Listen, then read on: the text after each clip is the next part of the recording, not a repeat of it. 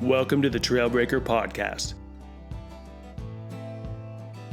I'm Aaron Feinberg. In this podcast, I explore what it takes to be a trailbreaker. Through intimate conversations with people carving new paths across the landscapes of business, art, and sport, we dig in on how to excel across seemingly disparate endeavors. What drives people who manage to succeed multidimensionally? Is it how they think? Is it meticulous planning and follow-through? Or is it some measure of delusional optimism? My guest today is Rich Radford, Guide and Program Director for Biome Africa and Principal of the Garden Route Company. He's also a naturalist, explorer, conservationist, wildlife photographer, and surfer. We talked about how the South African bush has influenced his landscape design company and new project, Biome Africa, how to use exploration as a means to environmental education and conservation, and why immersive walking adventures are so effective at changing people's lives. Good morning, Rich, and thank you so much for joining me on the show today and for welcoming me to your beautiful San Francisco home. Thank you, Aaron, and thank you for including me in your Trailbreaker podcast series. I'm really excited to discuss some pretty amazing topics and get into conservation discussions. Awesome. So let's kick it off with your existing business, the one you've had for over 20 years, Garden Route. And what is Garden Route and how'd you get started? Well, essentially, we design and build gardens, and for the most part, we're artisans, and we take our design build journeys for all our clients very seriously. You know, they're all creations from the heart. My business partner and myself have been doing this together for 23 years. We're licensed landscape architects, contractors, and then we also take care of close to 90 gardens in the Bay Area. So, you know, we develop gardens that are small postage stamp landscapes in San Francisco to large estates and some resorts. We've designed a few resorts around the Bay Area too. And we design landscapes also out of the Bay Area, out of state. We get invited to some pretty fun projects. And we're really just open to anything that's creative and fun. And we love working with people who allow us to be creative and to embrace the ideas that we have around sustainability and getting people out into the garden. So how did you wind up growing up in South Africa to getting here to California? What was that path like? That was an interesting path. Having grown up in South Africa, which I feel very honored, and it's a gift to having grown up in a place that was surrounded by wildlife, amazing plants. The Garden Route, actually, my company is named after a stretch of coastline in South Africa called the Garden Route. I was on a surf trip going up to Jeffreys Bay in the late 90s, and was wondering what to call the company that I was still yet to open. And as I was thinking about this, I drove past a sign saying, "Welcome to the Garden Route." And I was like, wow, I think I might steal that name. But back up a little bit. So growing up in South Africa, surrounded by wild places, I grew up on a lot of land and surrounded by what we call open bushveld. In the high veld of South Africa, and then when I was a young teenager, moved down to Cape Town, and then we were living amongst what we call fynbos, which is this amazing plant biome in the Western Cape. It's one of the most biodiverse places on Earth. And you know, none of this stuff I wasn't really cognizant of this stuff growing up in South Africa, but I was cognizant about it when I left it and realized, like, wow, you know, that place was a significantly big influence on my life. Moved to London after finished high school in the early 90s. Meandered around, you know, did my A-levels. I had no idea what I wanted to do. Before I left South Africa, I was going to be a game ranger. That was the only thing that I had going for me at that point. But my parents decided, you know, they're going to move to London, and they gave me an option, staying in South Africa or moving to London. And being a young South African who was interested in a little adventure, I decided that London was a good option. It did take me away from my roots, but it just kind of it stayed there. It was marinating deep down. Worked in a bar, worked on an ostrich farm of all things, doing corralling ostriches and creating fencing enclosures. It was a very strange job in England. But then worked in a bar, and I accidentally befriended this mason, this Welsh mason, who took me under his wing and said, "Oh, you've got to learn a skill. You got to learn a trade." And I thought, well, why not? So he introduced me to a design build company in England. I was basically just a laborer, helping out building gardens, and we got involved with some pretty interesting projects for the royal suite, the royal family. We ended up getting the Tudor Rose Award from the Queen. So it exposed me to some pretty high-level design build ethics, and created the base foundation for where I am today. From then, I decided to take on a degree in landscape design and build, and part of that degree was coming out here as an intern. And I actually had an option of either going to Dubai, and Dubai was just about to start their big development, or come to California. Now, as a surfer, the choice was pretty simple. So I decided to move here to the Bay Area, finish my internship, moved back to England, finished my degree, and then was brought back out here as a full-time employee of a design build firm. And then from there, I decided a few years later to strike out on my own with my business partner. And 23 years later, here we are. And so Garden Route is grown quite a bit over those years. You've got a bunch of teammates. And so how many folks currently on the team? We have close to 30 team members. We have, a lot of craftsmen and artisans. We have a whole backup administrative staff. We have project managers, designers, and then of course my business partner, myself. So we have quite a layered company profile now. We're still a small business, but sometimes I have to step back and go, wow, we've got a significant infrastructure here that we have to take care of. And it's a responsibility, but it's also there's a lot of pride and a lot of love and heart that goes into what we do. And it's been something that you've done for over 20 years. It's not going anywhere. It's just still your lifeblood. Mm-hmm. But you've got a really cool additional project you're breaking into. That's right. And what's that called? That's called Biome Africa. So a lot of people ask me, well, what's a biome? And so biome is it's a geographic area that encompasses everything from geology, plants, insects, mammals, birds. It's the whole environment. Biome Africa, having coming from South Africa, I'm concentrating on Southern African biomes, specifically South Africa, Botswana, Zambia, Zimbabwe, Mozambique. Those are the areas that I'm kind of profiling as part of this project. And in essence, it's a exploration, education, and conservation company. We're probably going to apply for a nonprofit status at some point.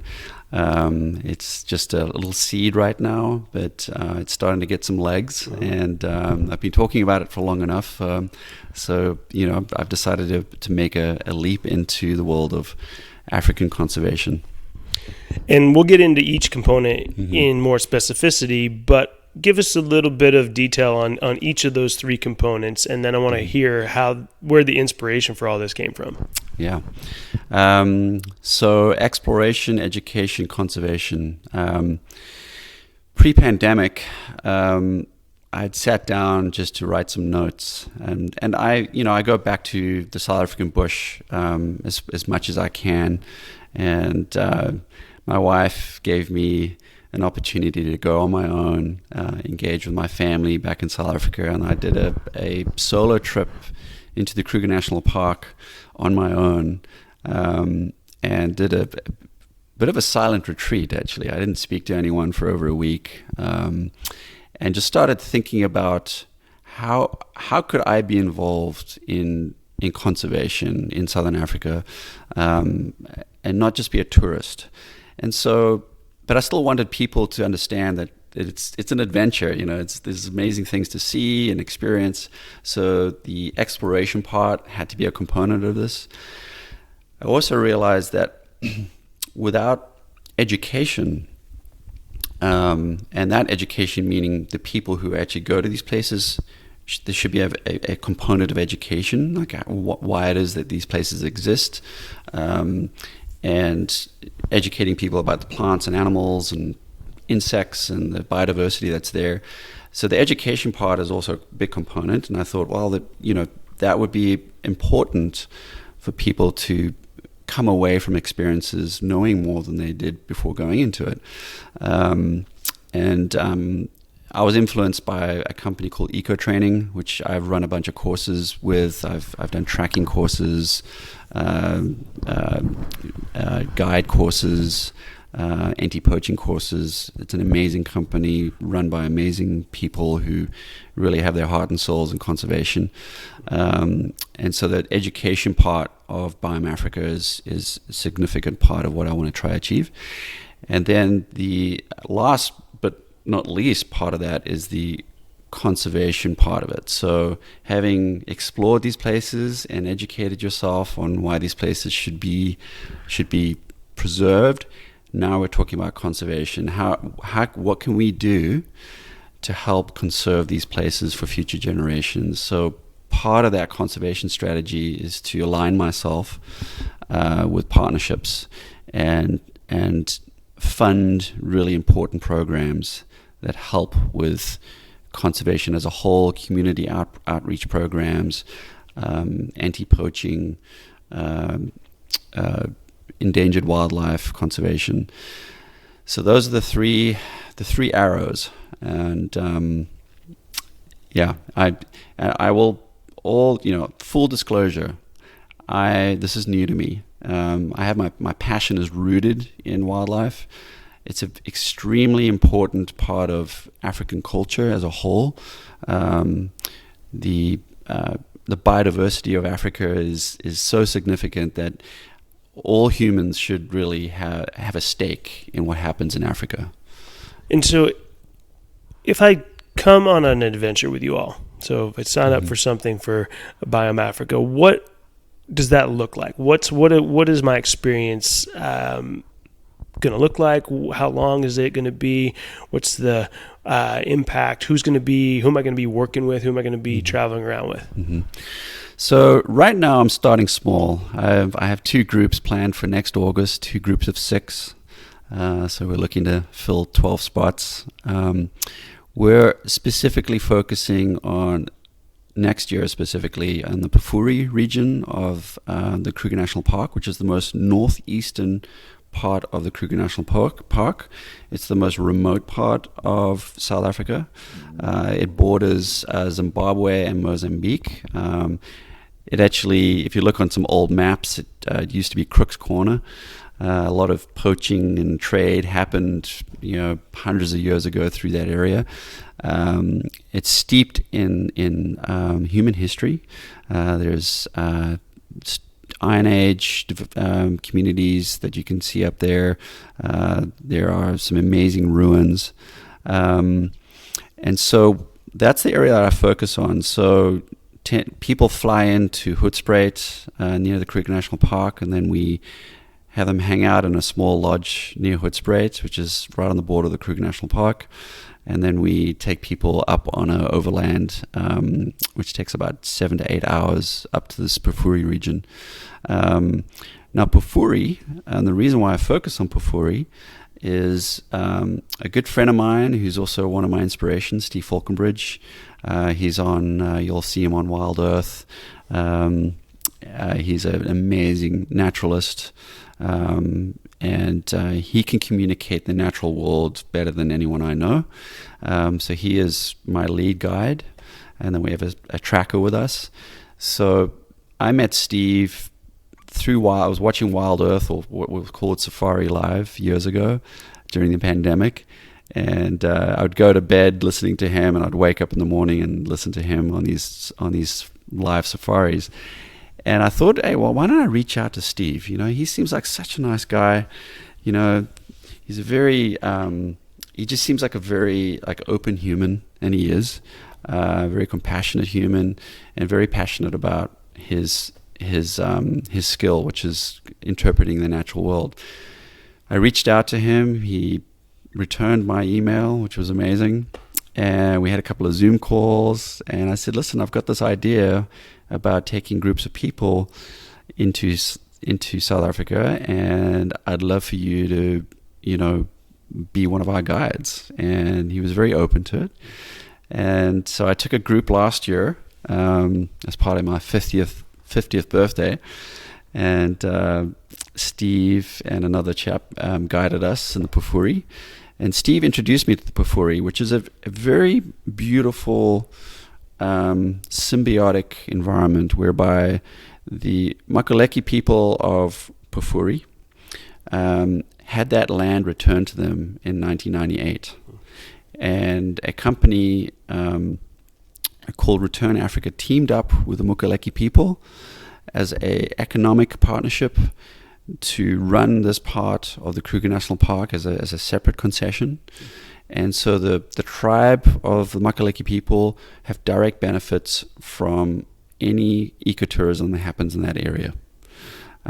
So I thought, for me, starting off Biome Africa, I thought this was a perfect synergy for me to start and take people up to this area to show them how the economy, capitalism, ecotourism, nature conservation, safaris can all be together, and everyone can get something from it. Instead of everyone just taking experience, there's a give and take. Sure, people want people to come up there because it's their livelihood. That's how they put food on the table for their families. But in return, people are getting something. They're getting this amazing, explorative, educational experience. So, and what we do, instead of just putting people on the back of Land Rovers and driving you around, we're taking people on foot. So we stay in an unfenced camp. It's a 6-day adventure. We get up early in the morning, crack of dawn, before the sparrows, and we go out walking for a few hours. We come back, we have breakfast, we chill out, and then in the afternoons we go out again and we go walking. So essentially, when you walk, you get to see everything up and close. We interpret tracks. We walk with elephants sometimes. You're part of the environment when you're walking. So interpreting the land, tracking, interpreting wildlife, interpreting, when we have close contact with elephants, for instance, it's very important to have good people who can interpret it, just the general emotions of those animals, because they're all wildlife has an invisible boundary, and so it's very. I find it just very cool to walk with someone like Steve Falconbridge, who can interpret wildlife and also just give everyone an understanding of our place in nature. You know, when we're walking, it's primordial land. We're kind of walking in the footsteps of our ancestors, essentially. And a lot of people feel that when they're there. They really feel like they're going back in time, and people have this visceral, just this visceral kind of feeling of like, I've done this before in a past life. So it grabs people by their hearts, and it also is just extremely invigorating to walk in the steps of elephants.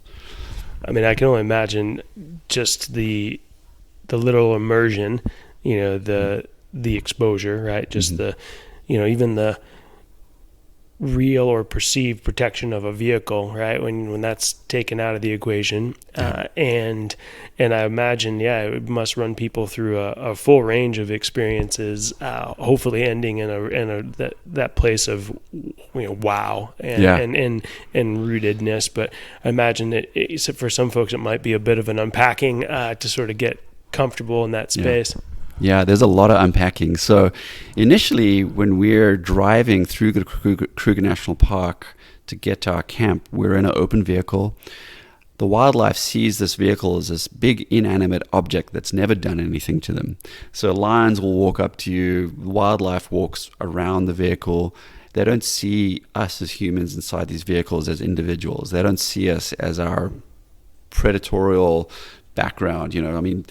Humans are predators, essentially. We're forward-eyed, facing, predators. When you step out of that vehicle, wildlife vanishes. Humans have been tracking and hunting wildlife for, time immemorial.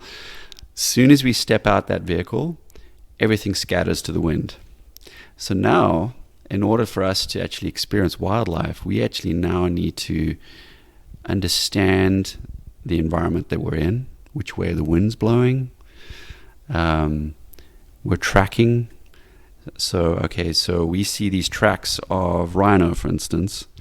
How do we get close enough to the rhino to experience the rhino without the rhino experiencing us? The same with elephant, any wildlife that we're tracking. One of my first experiences tracking was in Botswana in a place called Mushatu, where we were tracking lion. And I got put into the lead tracking position. This was one of my assessments, and we tracked this male lion.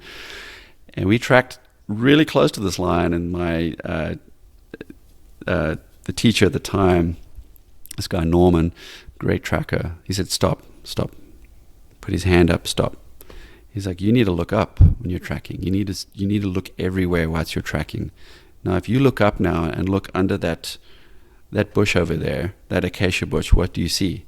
And I looked up, and probably no more than about 400 feet ahead of me was a big male lion sitting under a tree, fast asleep. He didn't even know we were there. We were downwind from him. He couldn't smell us. He hadn't heard us. And I almost tracked us right into him. So that's what happens when you're on foot, is now wildlife knows you're there. All these animals can see, smell, hear in different layers. So, and all the wildlife they're all communicating with each other, which is interesting. It's like bird calls, certain birds have certain calls for predators, and all the other wildlife know about those calls. So now it's, okay, now I need to understand that lory bird is now saying there's a predator. Now it's referring to us because we're on foot. So the other wildlife is hearing that. They're taking off. They're moving away from us. So the interpreting of the environment is what happens to people. And everyone goes silent. We're walking a single file. Everyone's quiet. Now you're starting to listen. Because, humans, we live busy lives. We're living in cities and towns. We don't get to hear wildlife communicating. And in that listening part, slowing everyone's heart rate down, listening to the wildlife, people start, after a day or two, you start immersing yourself in this. It takes a while to get used to it all. And it's people feel very exposed in the beginning. Even though you're very safe, I think people get very nervous. I remember my first on-foot safari. I kept looking behind me, and I remember the lead guide looking at me, and he's like, trouble always comes from the front. Don't look behind you. Nothing's coming from behind you. Trouble always comes from the front. So keep looking forward and keep scanning. We need to look to see what we're walking up to. So small signs. As I said, there's birds that will give off signs. There's a couple of birds that will hang out with large herbivores, large ungulates, rhino specifically. We've got the oxpecker, which is a specific bird that takes ticks, and it actually will drink the blood of open wounds on rhino and buffalo. Now, if you see a flock of oxpeckers fly into the air just ahead of you, well, there's a very good chance there's a very large animal in front of you that probably doesn't want to get interrupted and doesn't want to be surprised by your group on foot. So these are the things that we learn whilst we're walking. And how long are the experiences usually? So we do 4 days on foot. We have a night on each side in the main camp, which is our little soft landing into the environment. They're very beautiful, luxurious rooms in the Pufuri camp. And so people get to sleep in a nice comfy bed and have beautiful food, and it's an amazing riverside camp. And then the next day we get transferred to our bush camp, which is an open, unfenced bush camp. We're glamping, nice canvas tents. We have a bucket shower, food, drinks. I mean, it's very comfortable. Mm-hmm.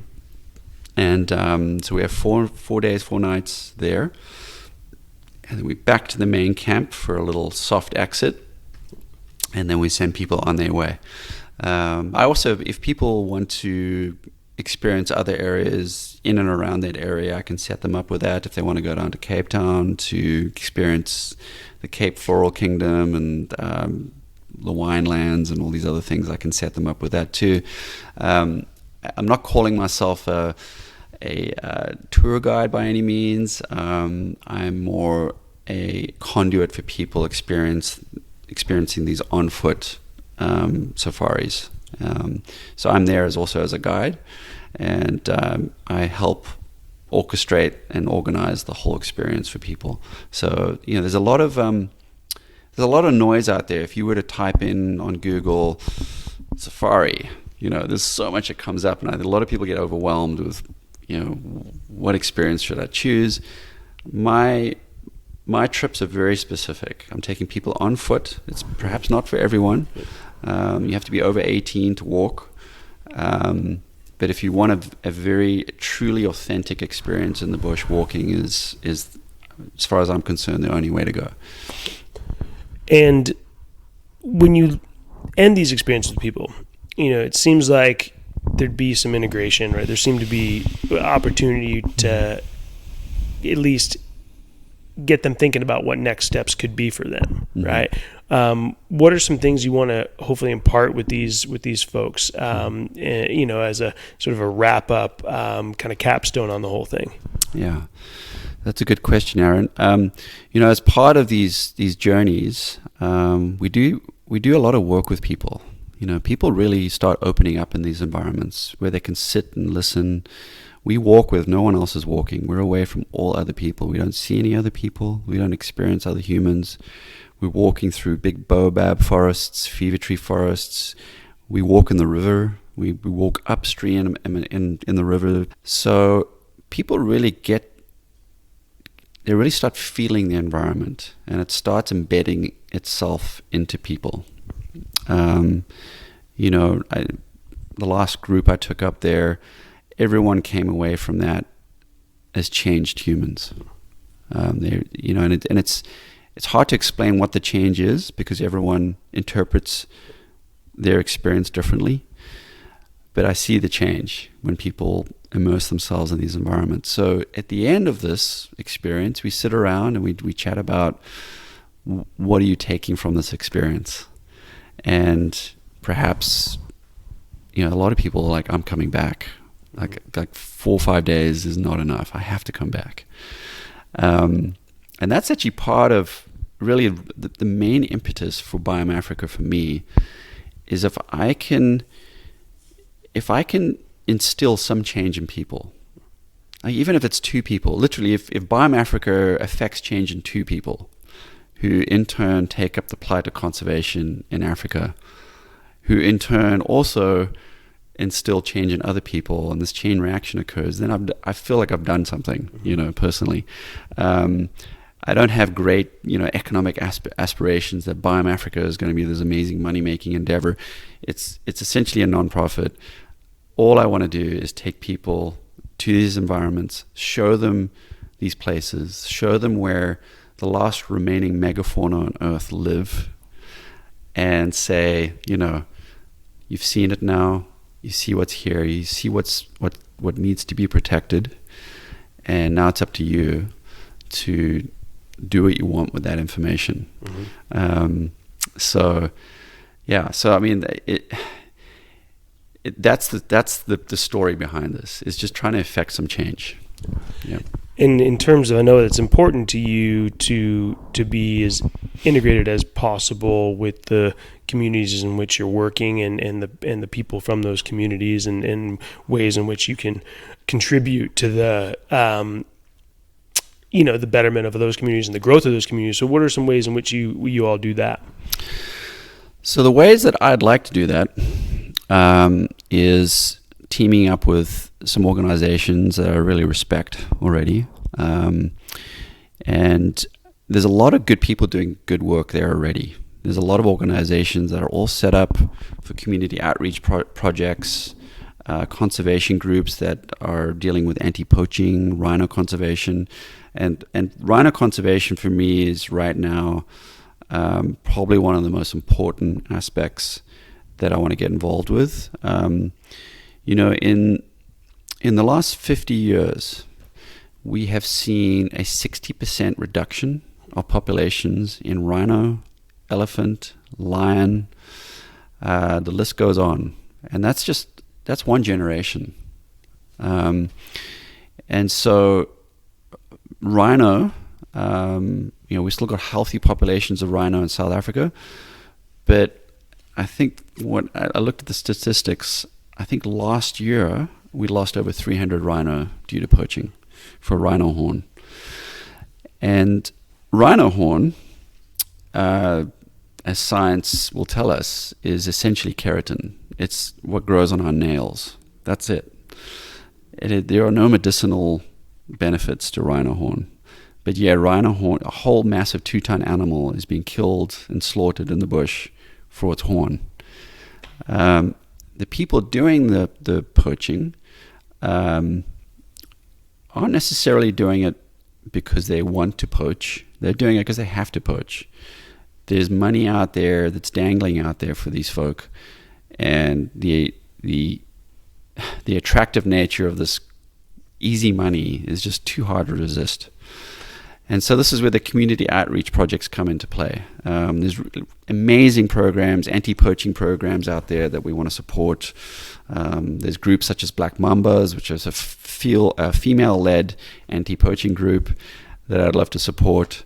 Other organizations such as Tracker Academy, that's founded by Alex van der Heeven and Renius Moshlongo. They started the Tracker Academy, which takes a lot of disenfranchised South Africans from small villages, small areas surrounding these conservation areas and beyond, and teaching them how to track. And then getting them into jobs with all these different game lodges, getting them into anti-poaching tracking. That, I think, is a really important project, because not only does it benefit the people, the individuals, giving them a lifeblood, giving them a career, it helps with ecotourism, and it also helps with anti-poaching. So there's an organization I'd love to support. There's a whole slew of other organizations out there that help with conservation throughout Southern Africa, different conservation groups that help with community outreach programs that bring kids into these wild places so they can experience what it means to be in a wild place and go on a safari. Because the reality is, a lot of these communities outlying these areas just see, rich, European folk going into these places and having a nice, luxury safari, which is all good and well for those lodges, and that money coming into these conservation areas is really important because it supports a lot of people. But I think bringing those communities into these conservation areas so their kids can also experience the same thing is really important. So I would love it if I could raise enough money where I'm going to a village outside of Pufuri and saying, okay, I'm bringing this whole group of kids into the Pufuri and we're going to do an on-foot safari with these kids and show them what it's like to be back in the wild, Yeah, and I think that's a good distinction, just because this is a project you're just starting, right? And so right. Hearing you describe it as you would love to support, and I just want to make sure folks know that this is where it's headed, right? You've only had one group or maybe two, right? I've had one group so far. Yeah, and so the intention being that those are your sort of North Stars in terms of how you can contribute to continue to contribute as this thing grows, is to really pull those different groups in and to support the ones that are already doing good work. So just want to call that out as this is in its infancy. It's in its infancy, and I've made a few strides to connect with some very good, influential people. So my job now really is to put the word out, starting in the Bay Area and beyond, and trying to get people to sign up for these trips.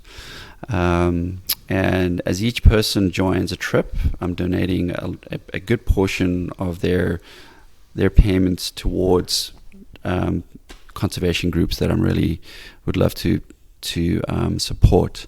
As part of these trips, actually, what I also want to do is to take these folks and go show them these conservation groups at work.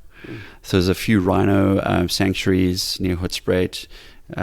So unfortunately, one of the results of poaching is that female rhino will get poached, and a lot of times they'll have calves with them. They'll have young rhinos. So the rangers will actually call on these conservation groups to come and get these young rhino and look after them in these little small habitats where they can try and look after these young rhino and hopefully one day put them back into the wild. So those folks need as much money as they can get to, running a rhino sanctuary is very expensive. And so that's one of my primary goals, is raise money for these folks and these organizations. Tracker Academy, they love to take donations to help with sponsoring young students, and there's a whole slew of large organizations that run big reserves in Africa, and they're always wanting volunteers. They're wanting as much cash to go into these organizations as possible. So I think my whole goal is if I can run 4 groups a year plus minus to start off with, donate as much money as I can to these conservation groups, then I feel like I'm actually doing something. I don't want to be an armchair environmentalist. It's taking me this long to get to this point where I feel confident that I can actually make this work, and I'm really excited. So if folks want to get involved, what's the best way? I guess the best way is, we're still building a website, is just reach out to us at biomeafrica@gmail.com. You can also reach me at rich@gardenrootco.com. And we're on Instagram, BiomeAfrica, and Facebook, usual social media environments that you can reach out to me on.